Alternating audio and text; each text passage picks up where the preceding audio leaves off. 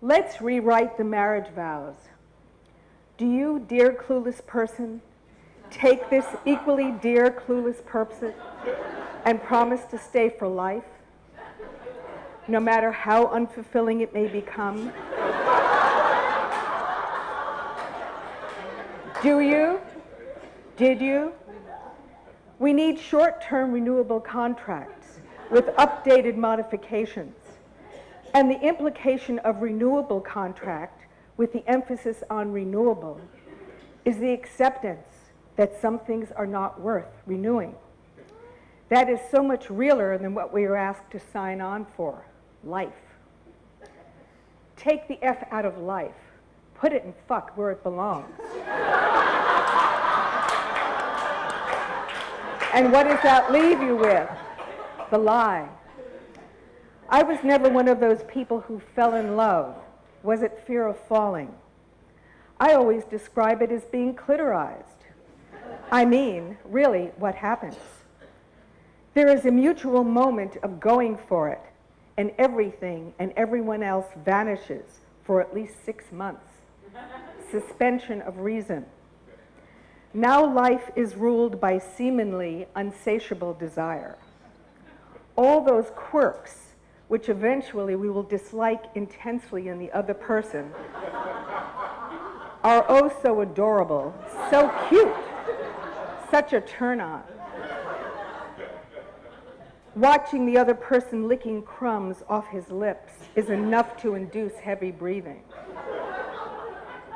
Shaking off those last drops from his penis in the bathroom with his hand on the wall is fabulously erotic. Because, after all, it is his penis, and soon it will enter all your orifices. Months later, you will begin to notice the drops of urine on the bathroom floor. And the smudges from his hand on the wall. And it'll make you fucking nuts.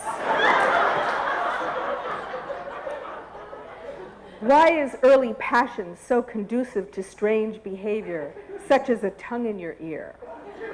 What did you say? Can't hear you. I've got a tongue in my ear. Evidence of major shift in the relationship. Tongue in ear? I don't think so. I have a new game which I call couples. Put me into a room with random people, give me a few minutes, and I will tell you who the couples are. The only people who will have totally different memories of something, constantly correct each other, look on in disdain when everyone else is laughing at their partner's joke. They must be a couple. Of course, I know about this because I too am part of a couple. It's not any different for me. I tell the stories of his life much better than he does. One day, my present partner breaks a glass, breaks another glass. I was ready to say some shit when divine intervention kept my mouth shut. What I was thinking is, in all the years I was married, combined, we did not break as many glasses as you have broken in the short time we've been together. Crazy fucking shit. From that day, I started keeping a journal, which I call What I Did Not Say Today.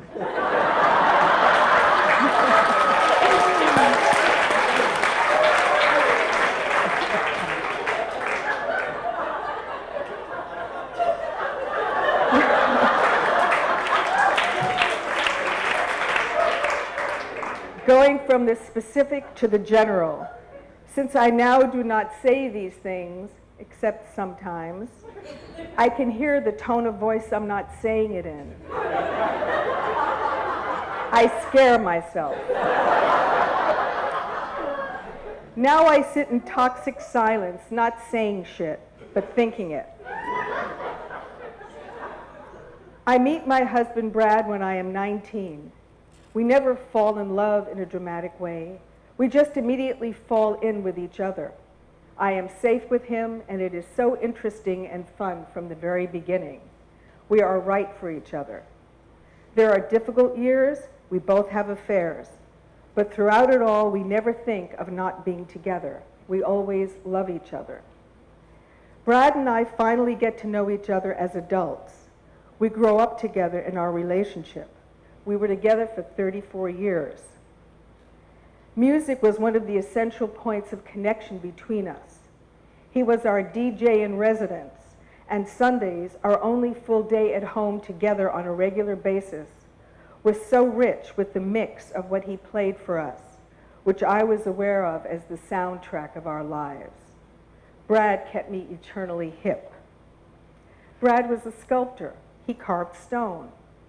No one who carves stone is in it for the quick fix and has to deeply believe that things will be revealed over time. One essential reason relationships work is because both people will it to work. We are all such fucking aliens just trying to get it on. Brad was a news junkie, loved the History Channel.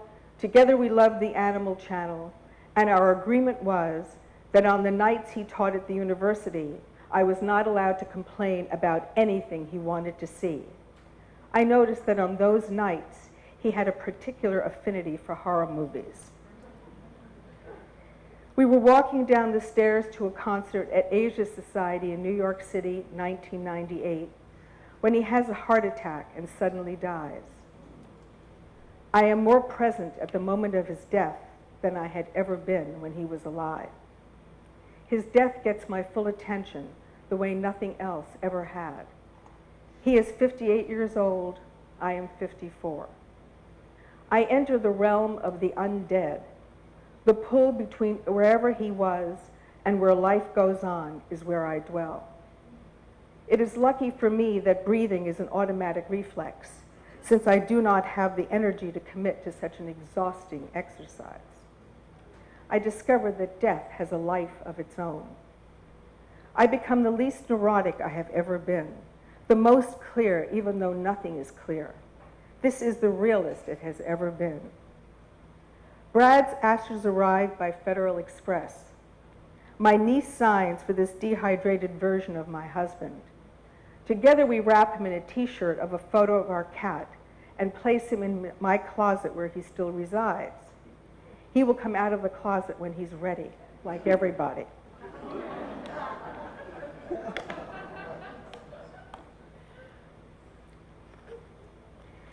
Friends schedule timeshares in my new grief.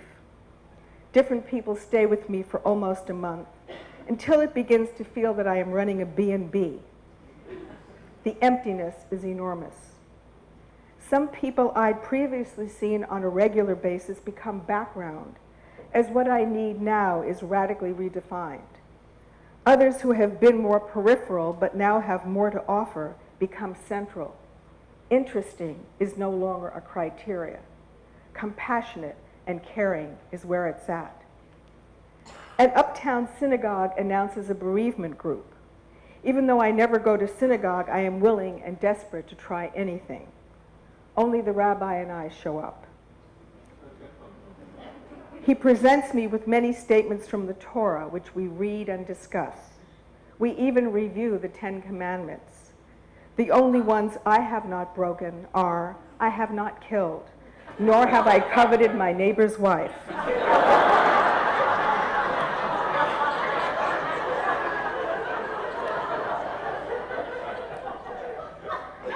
Degriefing on a daily basis. Most people mean well, and some are just stupid. My favorite insensitivities to date are, it will be more difficult in the winter. Someone else tells me how a friend of his had found teeth in the cremated remains of someone he knew. Then there's the person who refers to an affair that Brad had years ago. I wonder why he thinks it's necessary for me to remember that now. This period becomes the I don't know time of my life. I don't know becomes my mantra. I liken this experience to an acid trip. I don't know how long it will last or where it will lead. My body is taken over by grief, Everything changes, and I have never been as accepting of process before, nor so keenly aware of it. One night, someone stops me to ask if I can direct him to Bethune Street. I startle myself with my own reaction. I know where that is, I repeat several times. I know where that is.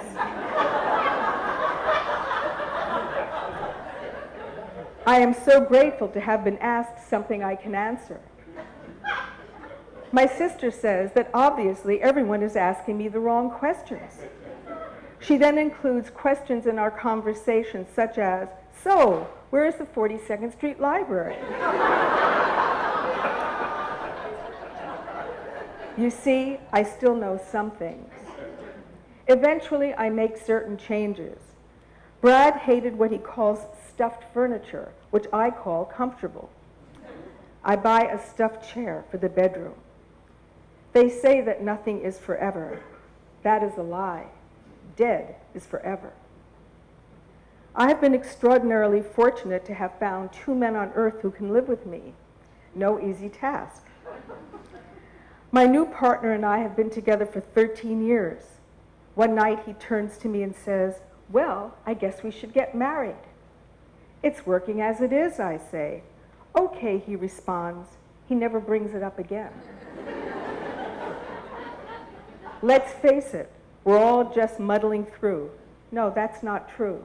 Only the lucky get to muddle. Thank you, good night, and don't forget to pee on the way out.